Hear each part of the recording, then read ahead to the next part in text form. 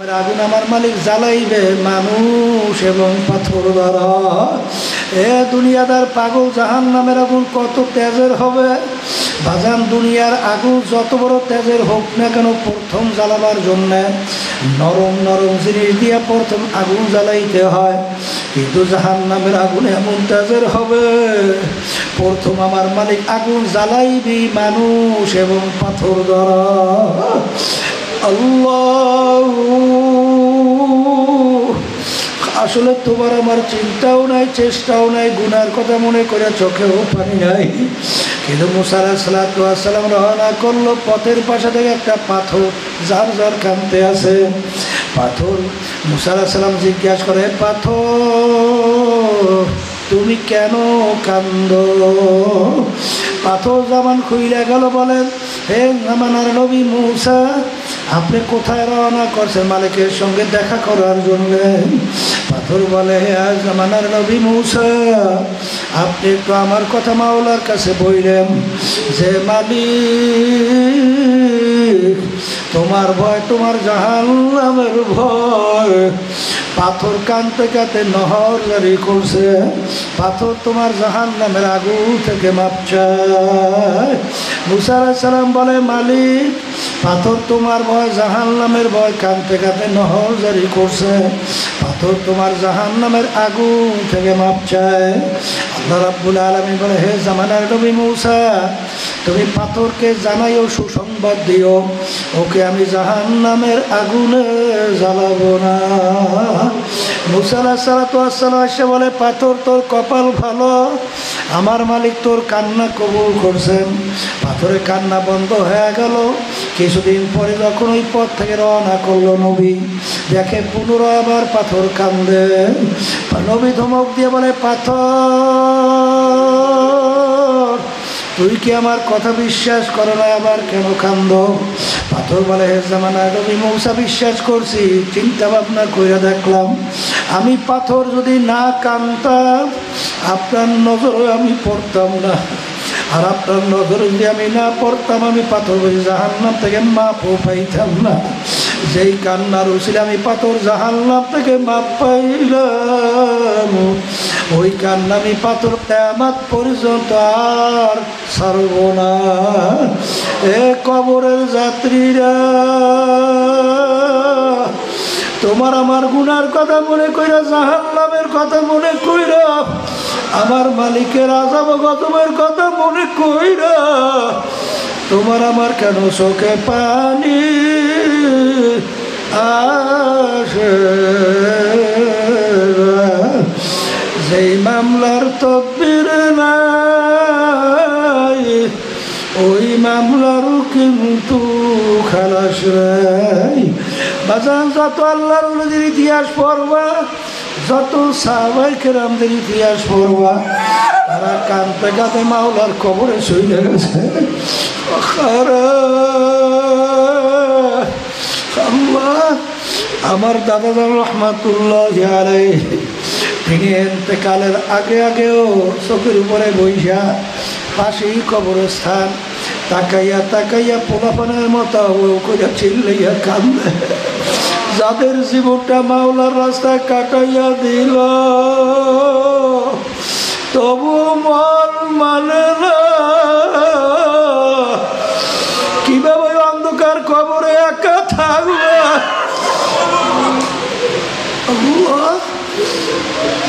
কখনো পোলাপানের মতো হুয়া করে চিল্লাইয়া কান্দে, আর করুণ সই মাওলার দিকে ফিরা ফিরা ডাক দিয়া কান্দে, আর বলে, ওরে আমার মাওলার, ওরে আমার মাহবুব, তুমি যদি আমাকে মাপ নাই করো, আমি একা কেমনে থাকবো ওই অন্ধকার কবরে? আমার মালিক, ওই অন্ধকার কবরে তো কেউ তুমি ছাড়া আপন থাকবে না। এ আল্লাহর বান্দারা, কবরের রাত্রিরা মাঝে মাঝে কবরের মুরাকাবা করো, কারণ আল্লাহ রসুল বলেন, হে আব্দুল করিম, হে রেজাউল করিম। হে রহিমা খাতুন, কবর তোমাকে আমাকে তোমাকে দৈনিক ডাক দেয়। হে আব্দুল করিম, আনা বাইতুল ওয়াহদা, আনা বাইতুল জুলমা, আনা বাইতুল জুর। হে আব্দুল করিম, আমি একাকির ঘর, আমি অন্ধকারের ঘর, আমি পোকামাকড়ের ঘর। আল্লাহ আল্লাহ, যেই মামলার তদবির নাই ওই মামলার কিন্তু খালাস নাই। বাজান, আমার আব্বাজান রহমাতুল্লাহ আলাইহি অনেক সময় অন্ধকারে নামাজ পড়তে রওনা করত। সিঁড়ি দিয়া নামে হঠাৎ জোরে চিল্লাইয়া উঠল। আর দরজা খুলে দেখা গেল আব্বাজান রহমাতুল্লাহ আলাইহি সিঁড়ি দিয়া নামে আর গুনগুন গুনগুন কইরা কান্দে। যাদের জীবনটা আমার মাওলার রাস্তায় কাটাইয়া দিল, তবু মন মানে না কিভাবে অন্ধকার কবরে একা থাকবে। এই জন্য আমার আব্বাজান প্রায় বলতে, যেই মামলার তদবির নাই ওই মামলারও কিন্তু খালাস নাই। বাজান, আল্লাহর ইতিহাস পড়িয়া দেখো, সাহাবায়ে কেরামদের ইতিহাস পড়িয়া দেখো। আল্লাহ নবী সাল্লাল্লাহু আলাইহি ওয়াসাল্লাম তার অল্প বয়সে দাড়ি মোবারক পাইকে গেল, তার পিঠ মোবারক গুজা হয়ে গেল। সাহাবায়ে কেরাম বলেন, আল্লাহর রাসূল, এত অল্প বয়সে আপনার দাড়ি মোবারক কেন পাইকে গেল, আপনার পিঠ মোবারক কেন গুজা হয়ে গেল? আল্লাহ রসুল বলেন, আমার সাহাবারা, আমি রসুল যা জানি তোমরা তো জানো না, আমি রসুল যা দেখি তোমরা তো দেখো না। আমার মালিক কোরআনুল কারিমের মধ্যে বেনমাজি যারা 5 ওয়াক্ত ঠিকমতো নামাজ পড়ে না, বেরোজগারিরা যারা ঠিকমতো রোজা রাখে না, বেপর্দায় চলন না, যাদের সঙ্গে দেখা দেওয়া জায়েজ নাই, তাদের সঙ্গে দেখা দেয় তাদেরকে বেপর্দা। আরে হারাম হালাল তমিজ করে খায় চলে না, ধনী হওয়ার পরে হজ যাকাত আদায় করে না, হারাম থেকে বাঁচে না, মিথ্যা থেকে বাঁচে না, জুলুম থেকে বাঁচে না। ওদের ব্যাপারে আমার মালিক যে আযাব গজবের ঘোষণা দিয়েছে,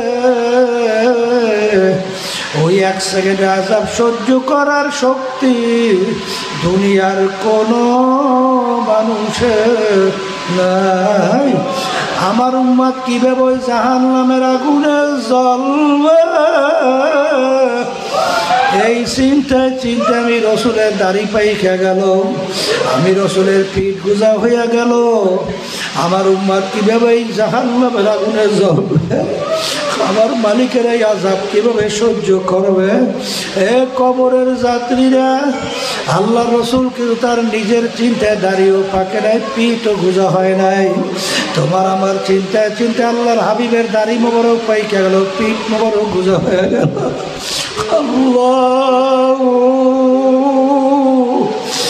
আল্লাহ আল্লাহ। বাজার যেই মামলার তদবির নাই ওই মামলারও কিন্তু খালাস নাই। আমাদের এই তরিকার মুরব্বী রশিদ আহমদ গাঙ্গী রহমাতুল্লাহ আলাইহি বাজার, তিনি আল্লাহর ভয়, জাহান্নামের ভয় কাঁদতে কাঁদতে চক্ষু অন্ধ হয়ে গেছিল। লোকেরা বলে, হুজুর অপারেশন করেন, চক্ষু ভালো হয়ে যাবে। তিনি বলেন, চক্ষু অপারেশন করলে আমার নামাজ কাজা হবে, নামাজ কাজা কইরে ওই চক্ষু আমার লাগবে না। এক ডাক্তার এসে বলে, হুজুর এশার নামাজের পরে চক্ষু অপারেশন করব, ফজরের নামাজ জামাতে পড়তে পারবেন? তখন তিনি কান্দে আর বলে, আমার সাথীরা, কিয়ামতের ময়দানে আমার মালিকের সামনে আমি অন্ধ অবস্থায় উঠতে চাই, কারণ আমার মালিক যেন আমার কাছে কোনো প্রশ্ন না করে। আল্লাহ বাজান বরফির আব্দুল কাদের জিলানী রাহমাতুল্লাহ আলাইহি একদিন মালিকের আল্লাহর ঘরের সঙ্গে মাথাটারে টাকায় আর মালিকের দিকে ফিরা ফিরা কান্দে আর বলে, হে আমার দয়ার মাওলা, তুমি যদি আমাকে মাপ নাই করো, কিয়ামতের ময়দানে আমাকে তুমি অন্ধ কইরা উঠাইও। কারণ আমাকে মানুষ বড় হিসাব বলে, যদি জাহান্নামের শিকল আমার হাতে পায়ে লাগে, এক তো আযাব, অন্যদিকে লজ্জা। মানুষ বলবে, দেখো যাকে আমরা বড় বিশ্বাস বলছি তার হাতে পায়ে জাহান্নামের শিকল লেগে গেছে। এক তো লজ্জা, অন্যদিকে আযাব, আমি কেমনে সহ্য করব? এই জন্য আমার বাজানদেরকে বলবো, পর্দা আলে মা বোনদেরকে বলবো, দুনিয়ার যে কোনো কাজে একটা সময় নির্ধারণ করা থাকে, তারিখ নির্ধারণ করা থাকে, কিন্তু তোমার আমার মৃত্যুর কোনো তারিখও নাই, সময়ও নাই। কোন সময় কখন আমার মালিকের পক্ষ থেকে ডাক আসবে এটা কিন্তু তোমারও জানা নাই, আমারও জানা নাই। খোদা না খাসা মালিকের হুকুম মাইনা, আল্লাহর হাবিবের তরিকা অনুযায়ী না চইলা, যদি না মাইনা যদি কেউ মৌতের বিছানায় পেটখানা ভাসাও, আমার মালিক ডাক দিয়ে বলবে, আজরাইল, আমার সমস্ত নেয়ামত ভোগ কইরা নাফরমান আমার হুকুম মানে নাই, ওকে জাহান্নাম না দেখাইয়া মৌত করিও না। আজরাইল সালাতু ওয়াস সালাম আসবে, তার মাথা আসমানে, পাও তার জমিনে, এক হাত মাশরিকে এক হাত মাগরিবে, দুনিয়া জোড়া তার শরীর, নীল রঙের দিঘির মতন দুইটা চক্ষু, সমস্ত শরীরের ভিতরে লম্বা লম্বা কালো কালো কতগুলা পশম, প্রত্যেক পশমের গোড়া দিয়ে আগুনের জিহ্বা বাইরাইতে থাকবে। এই অবস্থা দেখে নাফরমানের রুহু তো আর বের হইতে চাইবে না। নাফরমানের রুহু 360টা মাকামের ভিতরে পালাপালি করবে। আজরাইল সালাতু ওয়াস সালাম ডাক দিয়া বলবে, ওরে খবিস, আমার মালিক তোকে দুনিয়াতে পাঠাইছে পরীক্ষার হলে পরীক্ষা নেওয়ার জন্যে। তোকে আমার মালিক স্বাধীনতা দান করছে, তোকে দুইটা রাস্তা আমার মালিক দেখাইছিল, কিন্তু স্বাধীনতা পাইয়া আমার মালিকের সমস্ত নেয়ামত ভোগ কইরা, টাকার গরমে, ক্ষমতার গরমে, বংশের গরমে, পদের গরমে, সম্মানের গরমে, দলের নেতা নেত্রীর গরমে ধরাকে সারা জ্ঞান মনে করো নাই। ওরে খবিস, আমার মাওলার হুকুম হয়ে গেছে, ইজা যা আজালুহুম লা ইস্তাখিরুনা সাআতাও ওয়া লা ইস্তাকদিমুন। আমার মালিকের হুকুম হয়ে গেছে তোকে ধইরা নেওয়ার জন্যে, 1 সেকেন্ড আগেও হবে না, 1 সেকেন্ড পরেও হবে না। এই কথা বইলে যখন নাফরমানের রুহটাকে খপ কইরা ধরবে, ধইরা যখন টান মারবে, কলিজার রগগুলা সেইরা সেইরা নিয়ে চইলা যাইবে। আর বাজার যারা আল্লাহর হুকুম অনুযায়ী, আল্লাহর হাবিবের তরিকা অনুযায়ী চলতে পারবে, মৌতের বিছানে যখন হায়াত শেষ করিয়া শুইয়া পড়বে, আল্লাহ রাব্বুল আলামিন বলে, বেহেশত না দেখাইয়া মৌত করিও না, বেহেশতের দরজাগুলা টাস টাস করে খুইলা যাবে। আল্লাহ আপনি আমার জন্য, আমাদের সবার জন্য কবুল করে নেন। বেহেশতের হুরেরা জাওয়াহিরের মালা নিয়ে অভ্যর্থনার জন্য অপেক্ষা করবে। আহলান সাহলান, আসো আসো, তোমাদের জন্য আমরা অপেক্ষায় আছি। কোন জায়গা থেকে যে আল্লাহর বান্দাবান্দির রূপ বের হবে টেরও করা যাবে না। বাজান আমার আব্বাজান রহমাতুল্লাহ আলাইহি ইন্তেকালের সময় আমি সামনে বৈশা কথা বলতে আছি, আল্লাহ বৈশা বৈশা আমার সঙ্গে কথা বলে, আল্লাহ হঠাৎ দেখি বসা অবস্থায় একটা হাত সামনে রেখে চক্ষু বন্ধ করে ফেলছে। এরপরে দেখি জবানটা চালু হয়ে গেল, আমার সঙ্গে কথা বলতেছে। হঠাৎ এরকম কেন অবস্থা? আমি তাড়াতাড়ি হাত মাথার পিছনে রাইখা আমি আস্তের উপরে শোয়াইয়া দিলাম, তাকে তাড়াতাড়ি ডাক্তারকে খবর দিলাম। ডাক্তার আইসা বলে, আল্লাহর কুতুবার দুনিয়াতে না। আল্লাহ, আমার দাদাজান রহমাতুল্লাহ বাজার ইন্তেকালের আগে আগে চতুর্পাশে লোকজন বসা। দাদাজান বলতে আছে জাগা দাও, মেহমান আসতে আছে, মেহমানকে জাগা দাও। আরে যখন নাকি হঠাৎ দাদাজান রহমাতুল্লাহ আলাই সামনের দিকে হাত বাড়াইয়া দিল, এরপরে একটা মিষ্টি হাসি দিল। এরপরে আল্লাহর বান্দার দুনিয়াতে নাই। বাচ্চা যত আল্লাহওয়ালারা দুনিয়া থেকে বিদায় হয়েছে এরকমই ঘটনা। কিন্তু ওদিকে আবার নারায়ণগঞ্জে এক দায়িত্বশীল আমাকে বলতেছিল, হুজুর একটা লোক খুব খারাপ প্রকৃতির ছিল, ওর যখন জান কান্দানির সময় এসে গেল, ওর এমনভাবে কষ্ট শুরু হয়ে গেল, বিছানার থেকে উপরের দিকে উঠে আবার ঠাস করে পড়ে এরকম দাফাইতে দাফাইতে এরপর আর রুহটা বের হয়ে গেল। এরপরে পরে দেখা গেল ওর মুখের ভিতরে কলিজার একটা অংশ সেইরা চইরা আসছে। এ দুনিয়াদার পাগল আমার বাবারা, পর্দার আড়ালের মা বোনেরা, বাজান ভালো করে মনকে বুঝে তারপর কবরের দিকে রওনা করো। আর বাজান সবসময় মনে রাখো, যেই মামলার তকদির নাই সেই মামলার খালাস নাই।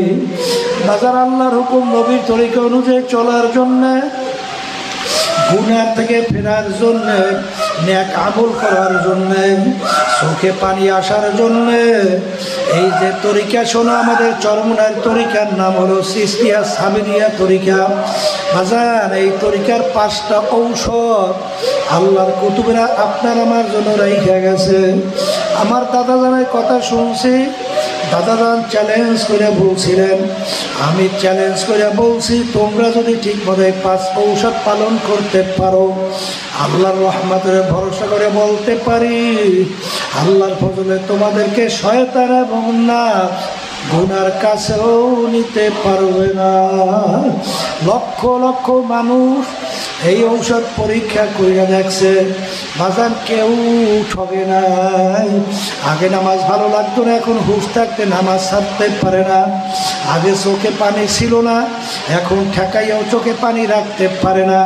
বাজান এরকম আপনাদের এলাকায় ঘটনা আছে না নাই? এই জন্য আমার বাজানদেরকে বলো, পর্দা আলে মা বোনদেরকে বলবো, কবরে কিন্তু কোনো দলাদলি নাই। কেউ যদি কবরে পরিচয় দেয় আমি চরমনার মুরিদ, বাজার কোনো পরিচয়ের কাজ হবে না। আমি অমুক দলের লোক, অমুক পীরের মুরিদ। আমাদের উদ্দেশ্য হলো নেকের কাজ করা, গুনার কাজ ছাড়া। চোখের পানি নিয়ে কলম নরম কইরা ইমান নিয়ে কবরে যাওয়া। বাজার কবরে কিন্তু কোনো দলাদলি নাই। এক শ্রেণী আমার বাজানরা, পর্দা আলে মা বোনেরা বিভিন্ন পীরের পিছনে পড়ছে, বিভিন্ন দলের পিছনে পড়ছে। কই নেক আমলের ভিতরে তেমন কোনো উদ্বুদ্ধতা নাই, গুনার কাজ এখনো ছাড়তে পারে না। এর কারণ কি? তুমি রোগ তোমার ভালো হওয়ার জন্য ডাক্তারের কাছে যাওয়ার পরে সেই ডাক্তারের প্রেসক্রিপশন অনুযায়ী রোগ ভালো না হয়, কোনো বোকা কোনো জ্ঞানী ওই ডাক্তারের পিছনে পইরা থাকে না, ডাক্তার পরিবর্তন করে অন্য ডাক্তার ধরে। ঠিক আমার আব্বাজান বলতেন, যারা চরমনাইতে আসছো 1 সবক 2 সবক 3 সবক নেওয়ার পরেও যদি তোমাদের অবস্থা পরিবর্তন না হয়, অর্থাৎ দিল যদি নেকের দিকে না ঝোঁকে, গুনার থেকে না ফেরে, চরমনাই আইসে কোনো লাভ নাই। কারণ আমাদের প্রেসক্রিপশন দ্বারা তোমার কোনো উপকার হবে না। যে কোনো আর একজন হক্কানি আলেমের কাছে যাও, যাইয়া তওবা করো, গুনার কাজ ছাড়ো, নেকের কাজ ধরো, চোখে পানি দিয়া কলম নরম কইরা আল্লাহর হুকুম নবীর তরিকা অনুযায়ী চইলা তারপর কবরে যাও। কারণ একবার যদি কবরে যাইয়া কেউ ঠগ আর দ্বিতীয়বার দুনিয়াতে আইসা আপিল কইরা জিতবার কিন্তু আর আশা নাই। আল্লাহুম্মা আমিন। ঘরের মেয়ে লোকেরা হাত উঠাও, গুনার কথা মনে করো, 2 চোখের পানি ফেলাও, মাওলার দরবারে কান্দ আর মাপ চাও। যদি কান্না না আসে মনকে বুঝাও ওরে মন। একদিন এই ঘরের দরজা দিয়া নতুন বউ হয়ে উঠছিল রে মন। কত মেয়ে লোকে শরবত খাওয়াইলো, কত মেয়ে লোকে বাতাস করলো। আবার এমন একটা দিন আসবে এই ঘরের দরজা দিয়া মরা লাশ হইয়া বের হবে। ছেলে কান্দে মা মা করে,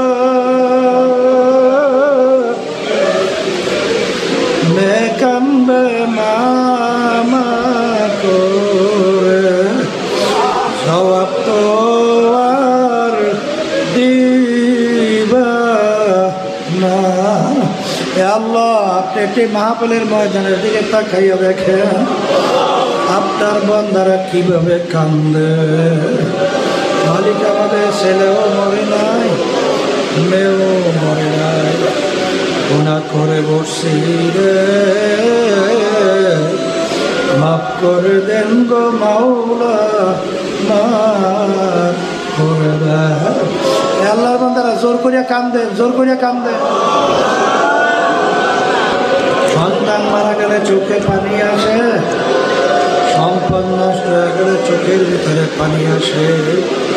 তোমার আমার গুনার কারণে জাহান্নামের আগুন জ্বলছে, জাহান্নামের আগুন চোখের পানি ছাড়া ঠান্ডা হবে না।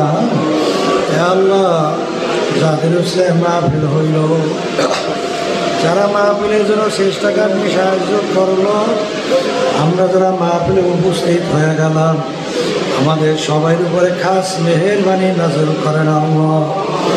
আল্লাহ, আমরা তো হাত তুলছি জানি না এই উপস্থিত কার আম্মা, কার আব্বা, কার আত্মীয় স্বজনে অন্ধকার কবরে শুয়ে আমাদের দিকে ছাইয়া রয়েছে।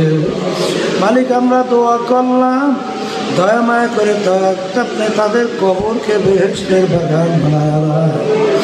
আল্লাহ, মাহফিলকে আপনি হেদায়েতের জরিয়া বানাইয়া দিয়ে আল্লাহ, আপনি আমাদের কলবের ভিতরে আপনার মারেফাতের নূরের বাতি জ্বালাইয়া দেন আল্লাহ। শয়তানের নফসে আমার আর ধোঁকা থেকে আমাকে আমাদের সকলকে হেফাজতে রাখেন। সুবহান রাব্বিকা রাব্বিল ইজ্জাতি আম্মা ইয়াসিফুন ওয়া সালামুন আলাল মুরসালিন والحمد لله رب العالمين।